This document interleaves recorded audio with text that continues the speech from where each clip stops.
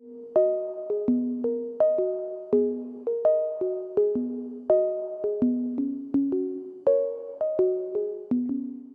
everyone, this is Dr. Stephanie Kamaya Reznick.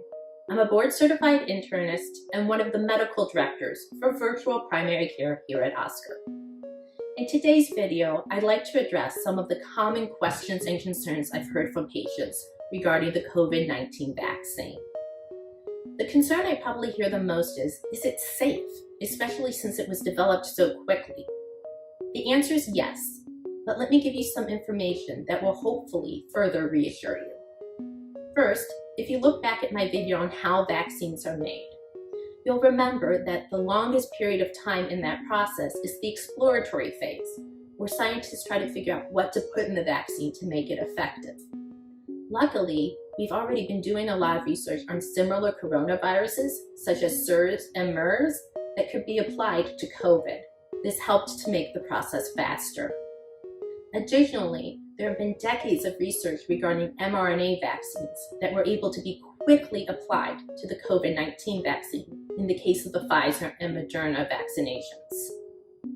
Another thing to consider is that there was a lot of money and people dedicated to this effort. So while I'm making up the numbers for illustrative purposes, let's say a team only focuses on 5 different vaccines all at the same time. Now the whole group is focusing on just one vaccine. Additionally, instead of doing the typical FDA approval route, they did the FDA EUA, or Emergency Use Authorization. Now this doesn't mean they cut corners with safety, and they most definitely reviewed all the data.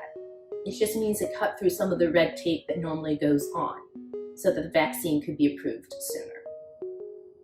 Another question I've heard is it effective? Well, they've already done trials on thousands of people, and these vaccines are thankfully very effective.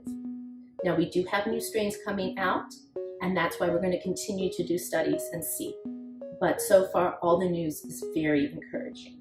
So let's go into more discussion about what does efficacy really mean? Well, first, take a step back and look at what were the trial's endpoints.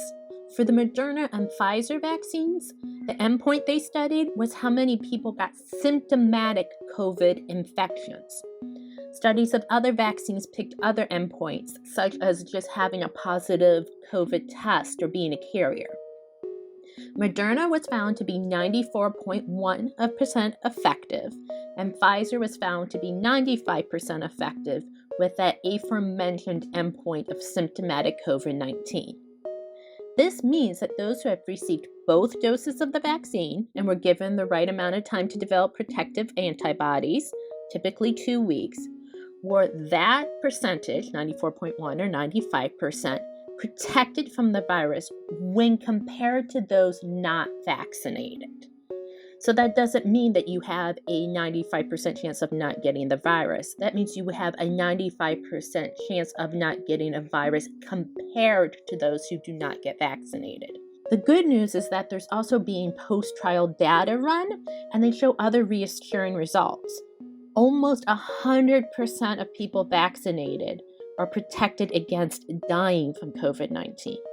There are drastic decreases in the risk of you being hospitalized if you're one of the rare patients that gets infected despite receiving the vaccine. And early data is suggesting that it decreases your chance of being a silent carrier of the virus. I have patients ask me, can the vaccine affect my fertility? And the answer is no. I'm not quite sure where this myth came from, but if you look at my video about mRNA vaccinations and how they work, that might help to release some of the concerns you have about how mRNA might affect, or in this case, it can't affect DNA. Another question is it safe in pregnancy?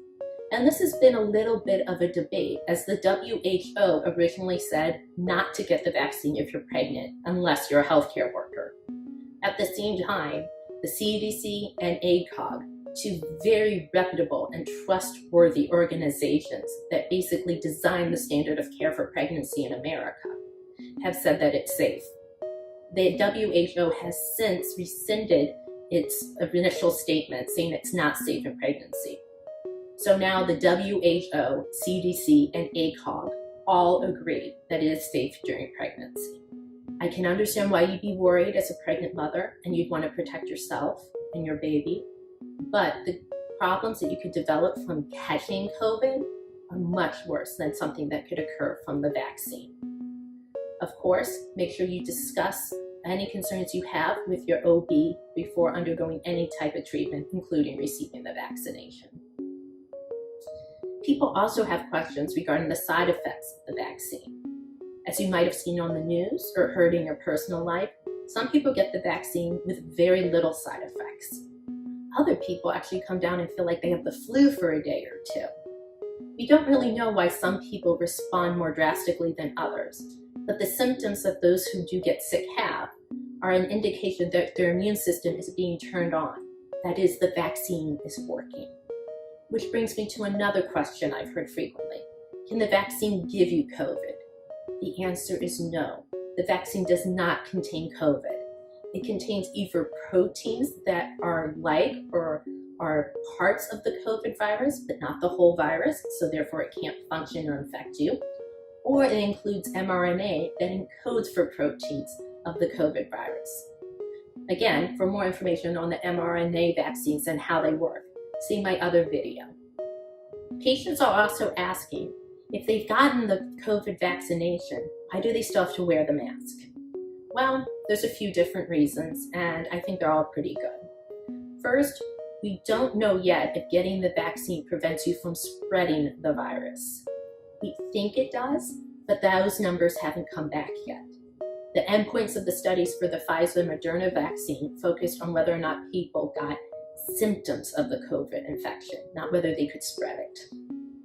Secondly, there are all these other variants coming out, and we think the vaccine will protect you from them, but we don't know for 100%. And then also, there's the idea of just being a good role model for those who haven't gotten the vaccine. There's no way to know if the person you're seeing at the store not wearing a mask was vaccinated or not. Some patients are asking if they've already had COVID, why do they need the vaccine? Well, we think the immunity you get from having COVID is relatively short-lived, so the vaccine is still important to protect you. That said, keep in mind that currently the CDC recommends that you wait until at least 90 days after you've recovered from COVID before getting the vaccination. I hope I was able to answer some of your questions. Thanks for listening.